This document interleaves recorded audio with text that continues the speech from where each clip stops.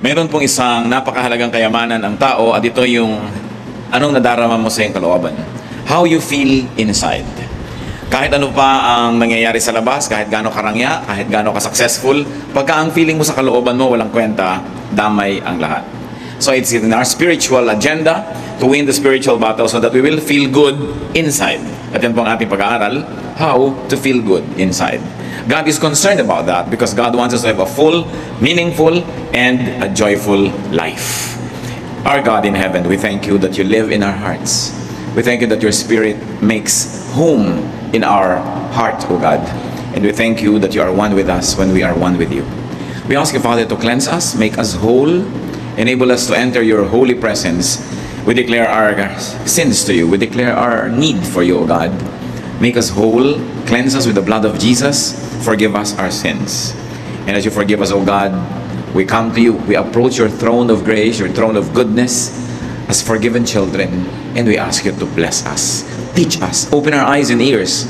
We reject any spirit that may take away our attention from you. We reject any thought that will divide our heart, and we like to attend to your words, we like to look at your face, to hear your voice.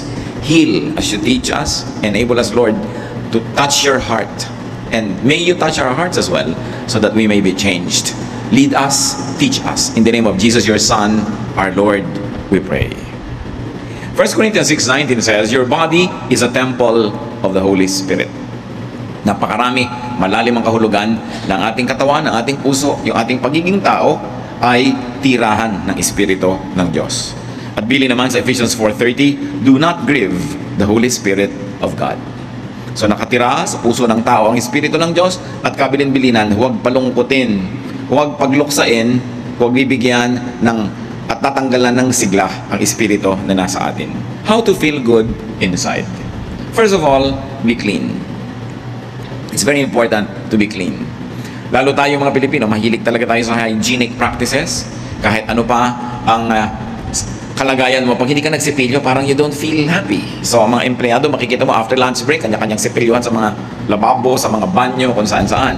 Kahit konti na lang ng tubig, ipampapaligo yan. Ano? Kaya, mahalaga clean. But that's physical cleanliness. What more, yung spiritual cleanliness. So, be righteous if you want to feel good inside. Listen to your conscience. Listen to the inner voice. Sabi sa 1 Timothy 1:19, some have rejected good conscience, and so have shipwrecked their faith. Pagka hindi tayo nakikinig sa konsyensya, at dahil may espiritu na nasa kalooban natin, na nauuhaw, nadidiliman, nasisikipan, nahihirapan, nawawala yung ating saya, yung ating ginhawa ng kalooban, we don't feel good inside. A bad conscience makes you feel miserable. Kaya mayroong mga tao na kahit na magtagumpay, kung alam nilang nandaya sila, mayroong small voice speaking to them. Kahit na parang mayaman ka, marami kang kinita, pero alam mong may dinaya ka, mayroong nagsasalita sa'yo. Hindi makukumpleto ang iyong kaligayahan. So that's the first requisite for us to feel good inside. Be clean spiritually. And then be nourished by God's Word. Yung po mga bagong-bago sa Panginoon, bagong Kristiyano, bagong nagsimula na mag-aral ng Biblia, ito ang pinagkaiba nila doon sa mga dati na. Lagi sila nagbabasa, nauuhaw, nag-aaral. Kaya merong apoy na mainit, merong sigla, merong lakas na espiritual, yung mga bagong-bago ang relasyon sa Panginoon. Sadly, many people who are already in the Lord for many years begin to lose the habit of reading God's Word. Kung minsan nagiging dependent na lang sa mga instant Bible study guides, mga instant inspirational guides, at hindi na talaga napag-aaralan at nababasa yung salita ng Diyos. It's important for us to feed on God's Word. Why? Because there's the Holy Spirit in you. Kung yung katawan natin, pinapakain natin ng physical food, physical drink, yung spirit naman sa atin, kailangan pakainin mo ng God's Word. It's very important. Many people who begin to wonder why they have lost the initial joy of their relationship with God will find that most of the time what is neglected is Bible reading. Yung Bible reading na hindi nagmamadali, yun talagang naghahanap ng katuruan, ng mga utos na susundin, ng mga bagay na dapat tigilang gawin, mga bagay na dapat simulang gawin, at mga pangako na dapat ay angkinin. Psalm 119, 105, your word is a lamp to my feet and a light for my path. You know that light gives comfort. A lamp gives you security. And very importantly, God's word detoxifies. Marami ng uso ngayon. Bismillah, uminom ka ng ganitong herb, uminom ka ng ganong gamot, gawin mo ito, gawin mo yan, para alisin yung mga lason sa iyong katawan. Para daw luminis ang ating dugo, luminis yung ating circulatory system, lahat-lahat ng yan. Pero ang talagang panglinis ng mga spiritual toxins ay yung salita ng Diyos. Daig talaga niyan kahit ano pang gamot ang maiisip mo. Kasi yan ang nagmumula sa puso ng Panginoon. It's not important just to read, but it's very important to meditate on God's words. Kaya dapat talaga ang taong mananatili yung joy sa kanyang puso, yung malalim na kaligayahan, nagbabudget siya ng oras, naglalagay talaga siya ng panahon para magbasa ng salita ng Diyos araw-araw. Kung yun naman ay sa umagang-umaga, sa tanghali o sa gabi, kung ano yung hiyang sa inyo na panahon, pero kailangan ipinaglalaban yan. Ang mga taong tinatawag na nagbabackslide, ang kauna-unahan nilang makikita mong gawain sa pagbabackslide, yung hindi pagbabasa ng Biblia in a regular basis. Wala kang makikita na sasabihin mo, itong taong to, backslider or in a backslidden state, o nalayo sa Panginoon na patuloy na nagbabasa araw-araw. Parang hindi pa ako nakakita ng ganon. In fact, stopping reading God's Word and meditating on it every day is the beginning of backsliding. Paano po i-describe ang blessed man sa Psalm chapter 1 verse 2? His delight is in the law of the Lord, and on His law he meditates day and night. Siyempre yung ating mga Bible study leaders, mga preachers, may mga meditation yan later on for the consumption of everybody. Pero dapat meron kang personal meditation. Hindi mo lang iaasa sa teacher, sa preacher, yung pagkain, paglunok, pag-digest ng salita ng Diyos. Kailangan may kanya tayong ginagawang ganyan. Colossians 3:16, let the word of Christ dwell in you richly. Kasi nasabi ng iba, kaya ka nagkaka-swine flu, kaya nagkakaroon ng iba't ibang flu, bumababa daw yung resistensya, bumababa yung immunity level mo. So, yung dati, dinadapuan ka ng sakit, umubo yung katabi mo, may dalang sakit, pero kung malakas ang katawan mo, hindi mo tatanggapin yung sakit na yun kasi nilalabanan ng katawan mo. At ganoon dapat yung espiritu natin. Lagi tayong may intake of God's Word para pag dumadating yung temptation, dumadating yung mga pagsubok, yung mga hirap, hindi ka nun naigugupo kasi may panglaban ka. It's very important na pinakikipaglaban po yung reading and being nourished by God's Word. Meditation gives perspective. Lumilinaw yung maliit na problema, mukhang malaki yan pagka hindi mo yan tiningnan sa salita ng Diyos. Pero pagka naging malinaw sa salita ng Diyos, yung mukhang malaking problema, lumiliit. Meditation gives balance. Meditation gives a sense of well-being. Kaya kahit ngayon sa mga spa, sa mga health club, yung binibigyan nila ng may meditation room pa, mayroong mga time for kung ano-anong relaxation and meditation because they have realized the therapeutic value of meditation. Ngayon, kung ginagamit mo yung Word of God, not just as therapy, kundi talagang cure, food, medicine, lalong-lalo na. Another way, of course, to feel good inside. At ito naman, alam nating lahat, pero dapat na-review kasi madalas na neglect. Pray. Be prayerful. Ephesians 6:18, pray in the Spirit on all occasions with all kinds of prayers and requests. At sabi sa 1 Thessalonians 5:17, pray continually. Kailangan tuloy-tuloy ang prayer. Why prayer soothes? Nakakapagpaluwag ng dibdib. Prayer empowers. Yung bago ka nagpe-pray, parang feeling mo, talunan ka na ng mundo, wala ka ng ilaban sa mga hirap, wala ka ng kapangyarihan, pero matapos mong mag-pray, when you say amen, you will feel the resurgence of power and energy because prayer plugs you into God. Kung yung ating mga instrumento, mga gamit na di kuryente, pag isinaksak mo sa plug, pumapasok yung kuryente, umaandar yung electric fan, umiinit yung plancha, tayo sa prayer, doon tayo napaplug in sa power ng Diyos. At yung kanyang kapangyarihan mula sa langit, pumapasok sa ating espiritu, nakikiisa sa atin. Prayer transports. Kahit ikaw ay nasa isang place of misery, when you close your eyes and pray and your spirit is with God, you suddenly find yourself to be in a garden that's quiet, or by a poolside, or in a refreshing greenery, because prayer transports. Prayer allows us to transcend physical limitations. Prayer, naturally, of course, transforms. Dapat ang tao, pag ganito yung kalagayan niya, tapos nag-pray siya, pag dilat ng mata niya, pag sabi niya ng amen, hindi na ganun yung kalagayan niya, naiba na siya. Yun ang powerful prayer. Galit na galit ka kanina, nag-pray ka, kahit sandali, pinag-pray mo na alisin ng Diyos ang iyong galit, matuto kang magpatawad, matuto kang magtiis. Pag dilat ng mata mo, dapat hindi ka na kasing ganun kagalit. Kasi talagang ang tunay na panalangin, nagpapabago. Talagang maiiba yung pati physical makeup mo. According to researches, yung mga matataas ang presyon, magpe-pray sila, magme-meditate, pagkatapos ng ilang minuto, kukuhanan uli ng blood pressure, bumababa, nare-relax. Makapangyarihan ng panalangin. Hindi natin kayang maunawaan, so magdasal na lang tayo. Hindi na aarok ng siyensya hanggang ngayon yung hiwaga ng panalangin. Pero ang nananalangin mismo ang nakakaalam noon. Kaya magtataka ka yung mga iba. Mananampalataya, may daladalang Biblia, sinasabi Kristiyano sila, pero warrior. Laging nagwo-worry. Pero ang kasabihan nga, why worry when you can pray? Nagwo-worry ka, baka ka magutom bukas, ano magagawa mo? Mag-pray ka. Nagwo-worry ka tungkol sa mahal mo sa buhay na ang layo-layo, baka nasa panganib. Kaya mo ba siyang iligtas? Nandito ka. So you pray. Why worry when you can pray? Why continue feeling negative when you can come to God in prayer and ask that God soothes you, comforts you, and that God changes your disposition? Prayer makes you feel good inside. How else do we feel good inside? Be one, inside and out. Eliminate, minimize contradictions within you.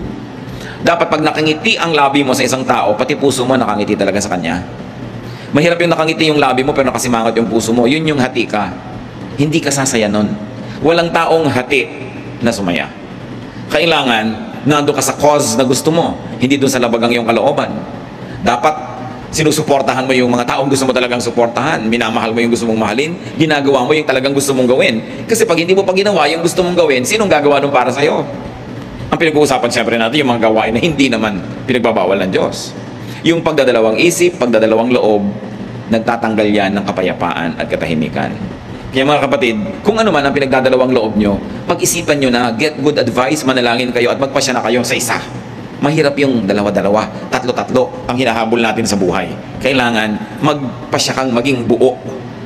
Ang pagiging espiritual, ang pagiging makadiyos, ang isang kahulugan yan, ikaw ay buo. Hindi ka hati. Ayaw na ayaw sa Bible ng hati. Kaya sinasabi, a man of a double mind will never expect to receive anything from God. Sabi, if you would like something, believe without doubting and you will get it. Because if you doubt, you are like, any leaf or anything that is being tossed about by the waves. You are like a wave being tossed by the winds. Wala kang direksyon. Kaya kailangan ng tao buo. Hindi hinahati ang puso. Halimbawa, nag-asawa ka na. Buuin mo ng loob mo na yun ay mamahalin mo. Hindi yung may dumadaan, iniisip mo, mamahalin ko kaya itong dumadaan. Nahahati ang loob mo. At pag nahati ang loob mo, it will show in your life. It will show in everything you do. Malilito ka ngayon. Minsan may kumakausap siya, nawawala ka sa sarili. Ha? Bakit? Kasi hati yung loob mo eh. Dapat buo. What you think and say, what you say and do, must be one. So, do the good that you think. Meron kayong gustong gawin, gawin nyo. Lalo't mabuti yun. Kasi pag hindi nyo ginagawa, nahahati kayo. Do not frustrate your good side. Halimbawa, may nakaaway kayo. Gusto nyo na mag-sorry. Mabuting mag-sorry, magkasundo kayo, gawin nyo. Hindi yung pinipigil kayo ng pride, nahahati kayo. There's a part of you na gusto nyo gawin yung tama. Merong humihila sa inyo na huwag mo gawin yung tama kasi yung pride mo, paano naman, huwag mo mukha kakawawa, etc. etc. Hati. Hindi sasaya ang isang taong hati. Ikaw man at biyanan, may manugang ka, tanggapin mo na naging anak mo na rin yan. Kasi kung dalawang loob ka, tatanggapin ko ba o hindi? So may mga araw na natutuwa ka sa kanya, may araw na hindi, may araw na ang sungit-sungit mo, may araw na sweet ka naman, kasi hati. You've got to decide. And there are things you don't even have to decide about. We just have to accept them. Katulad ng sinasabi ko, biyanan mo, manugang mo, tatanggapin mo na yan, wala ka ng choice. Bakit mo palilituhin ang sarili mo? Kung magiging devoted ka ba, mamahalin mo ba, papadalhan mo ba ng ulam, susuportahan mo ba? Gawin mo na lang yung tama, kasi laging may nagtatalo sa kalooban natin, yung maganda at yung hindi maganda. Kailangan pa ba naman nating ipaliwanag na yung maganda ang siya nating gawin? Sabi ng Panginoon sa Matthew 12:25, Jesus said, every kingdom divided against itself will be ruined, and every city or household divided against itself will not stand. Kung ang isang kaharian na hati ay matutumba, kung ang isang bahay na hati ay guguho, ano ang mangyayari sa isang puso na hati? Kaya dapat hindi hinahati ang puso. Huwag na nating lilituhin ang ating mga sarili. At kabaligtaran ng do the good that you want to do, bakit natin pinag-uusapan to? Marami pong tao, alam nila yung magandang gawin, gusto nilang gawin, pero may pumipigil sa kanila. Mga tatay, gusto nila halimbawa akbayan yung anak nilang lalaki na maging tender and nice sila sa anak nila, pero hindi, this is not the macho thing to do. So, pinipigil yung paggawa ng mabuti. Why? It's good. Hindi mo naman laging pwedeng yakapin yung anak mo, hindi naman laging available. So, why not do it? Marami din mga anak gusto mag-express ng pagmamahal nila sa parents nila, hindi ma-express. Pero sa kaibigan, ang dali-dali mag-express. Pero yun lamang, yayakap ka sa magulang mo, magkikis ka, hirap na hirap ka rin. Bakit? Maganda naman yun. Huwag hatiin. And do not do the bad that you do not want to do. Alam naman natin yung masama, alam natin ayaw natin gawin, pero madalas nagagawa. Romans 7:19, for what I do is not the good I want to do. No, the evil I do not want to do, this I keep on doing. Sabi ni Paul. Ako na nga, sabi ito yung gusto kong gawin na mabuti, hindi ko nagagawa. At yung ayaw kong gawin na masama, yun na lang ang madalas na nagagawa ko. Hati. Dapat hindi ganon. Walang taong sasaya paghati siya. Meron pa pong isang nagpapasaya ng kalooban. Again, premise on the fact that the Holy Spirit of God resides in us, that we were created in God's image. You want to be happy inside, you want to feel good inside, be noble. Nourish your nobility, your greatness. Nourish your God-likeness. Genesis 1:27, so God created man in His own image. Ang ating wangis, wangis ng Diyos. Ang espiritu natin, espiritu ng Diyos na ibinigay sa atin. Ginawa tayo upang maging mahalaga, mataas ang uri. Psalm 139 verse 14, I praise you because I am fearfully and wonderfully made. Romans 8:29, for those God foreknew, He also predestined to be conformed to the likeness of His Son.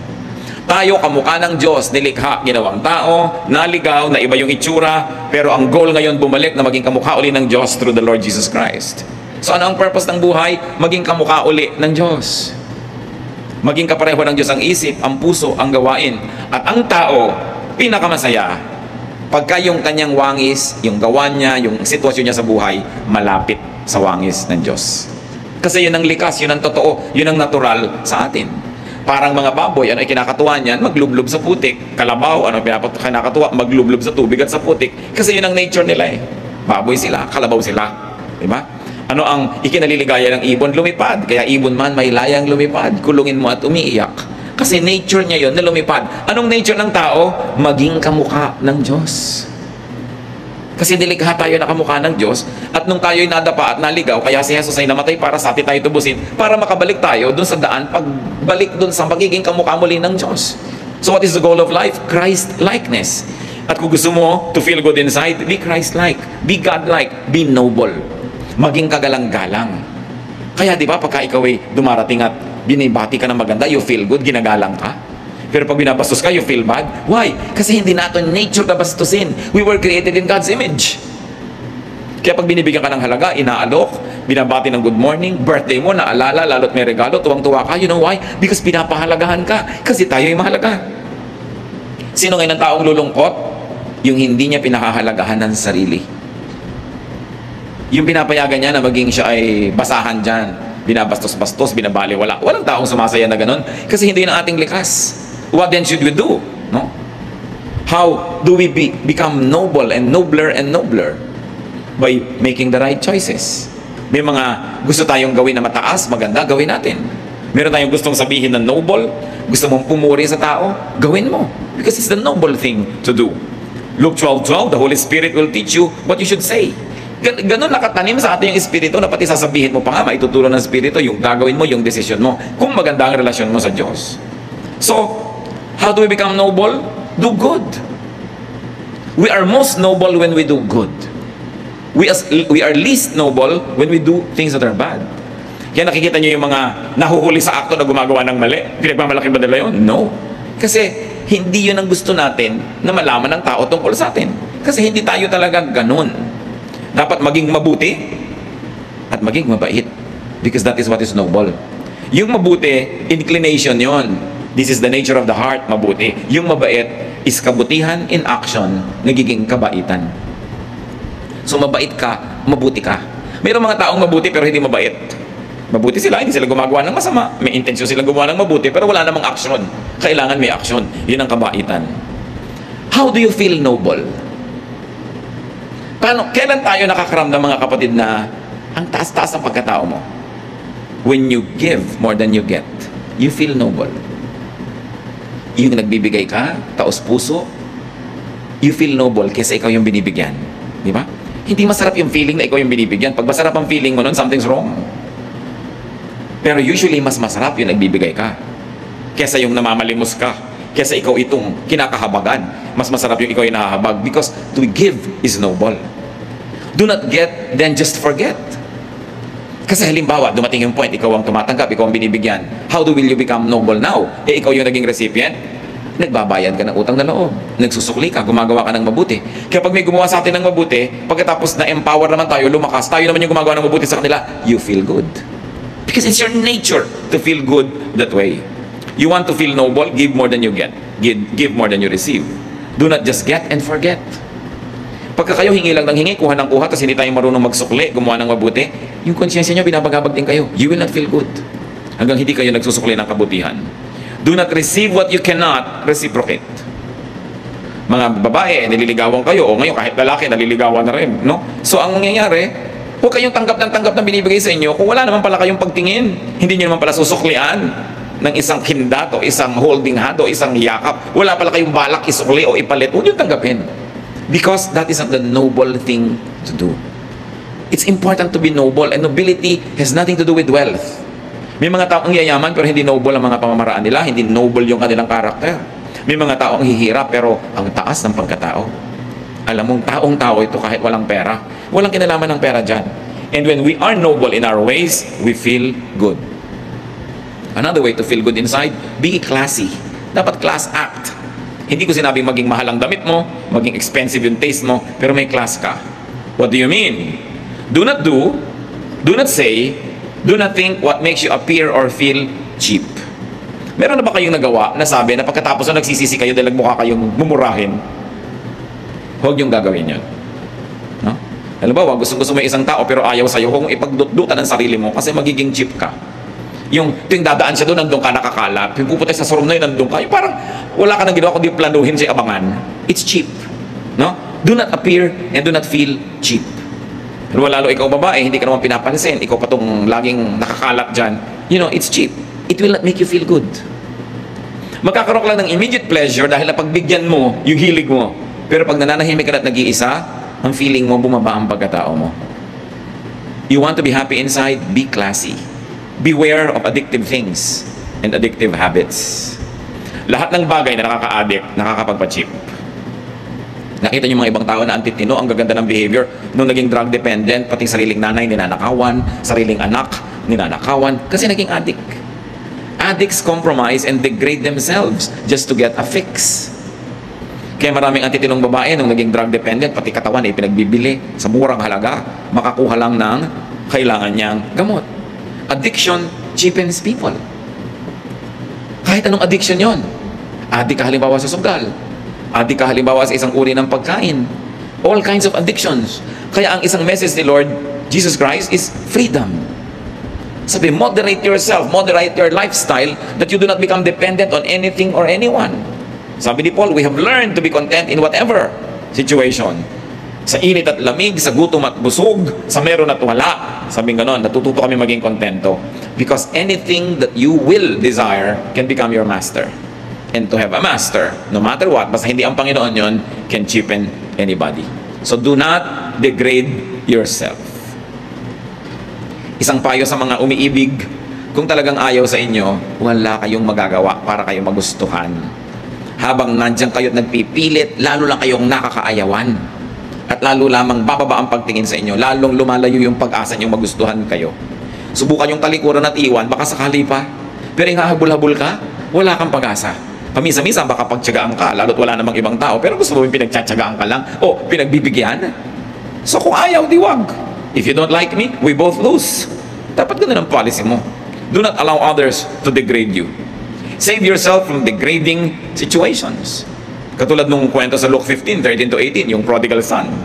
Anong ginawa niya? Hiningi niya yung mana niya, nilustay niya, pagkatapos naghihirap siya sa isang foreign land, naging trabaho na lang siya doon, taga-alaga ng baboy. Hindi naman siya pinapakain, kinakaingitan pa niya yung baboy dahil kumakain sa oras, siya hindi. So, nagising siya sa katotohanan, sabi niya, hindi ito dapat.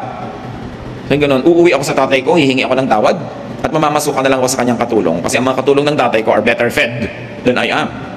So, ganun, tatanggapin ko yung aking pagkakamali, hihingi ako ng tawad, but I will stop the situation from degrading me. Kung meron sa atin yung mga kapatid nasa isang situation kasi very degrading, get out of it.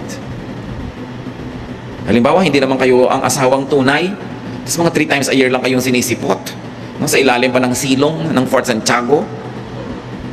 degrade yun sa inyo. Bakit hindi niya kayo mabigyan ng panahon niya? Bakit iaabang niyo yung buong sarili niyo sa kanya? Di ba? Yung you degrade yourself. Yung you deserve a better treatment.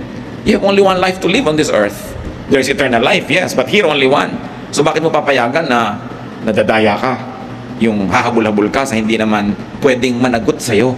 Kinocommit mo yung sarili mo sa hindi naman nagko-commit sa'yo. That's not the way to deal with yourself. You know why not? Because you are fearfully and wonderfully made. You are the temple of the Holy Spirit. God's Spirit dwells in you. So huwag nating kaladkarin sa pagiging mumurahin. Kailangan pinapahalagahan natin ang ating sarili. Nandun na tayo, paminsan-minsan nagkakalimot tayo, nagkakamali, nabubulag ng damdamin, pero dapat hindi nagtatagal. Alam mo, dapat yung ginagawa mo, walang kakauwian. Kung nakikipag-business partnership ka sa isang paraan na talagang yung pagkatao mo, yung paniniwala mo, prinsipyo mo, nilululun mo na dahil hindi mo talaga masikmura, just get out of it. You are in a relationship that doesn't have any respect for your personhood and your dignity, get out of it. God has something better for you. Kung minsan nadadaya tayo na yun na lang ang pag-asa natin, akala ng iba, ito na lang magmamahal sa akin, wala nang iba, so hindi ba nang ginaganito na ako? Hindi yung totoo. Alam ng Diyos ang ating sitwasyon. At meron tayong katapat na mas bagay. Katapat na hanap buhay, katapat na trabaho, katapat na profesyon, katapat na kaibigan, kasama sa buhay, kasama sa bahay. Don't settle for what is not very good for you. And those that do not settle for nothing but the best, usually get the best. Kailangan tinataasan din natin yung ating standard. Hindi dahil tayo mayabang, but let me be emphatic, because you were fearfully and wonderfully made. And not only that you were made great by God, that God breathed His life into you and into me, but Jesus gave His life for our redemption. Ganun ang halaga ng tao. Dapat marunong tayong magpahalaga sa sarili. Huwag niyong ipagsiksikan ang sarili niyo sa hindi nagpapahalaga sa inyo. It's unfair to the spirit that lives in you, and it's unfair to yourself. How to feel good inside? Do not go for desires that compromise your dignity and inner worth.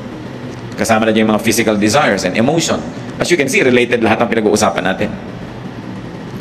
Titus 2:12, the grace of God teaches us to say no to ungodliness and worldly passions, and to live self-controlled, upright, and godly lives in this present age.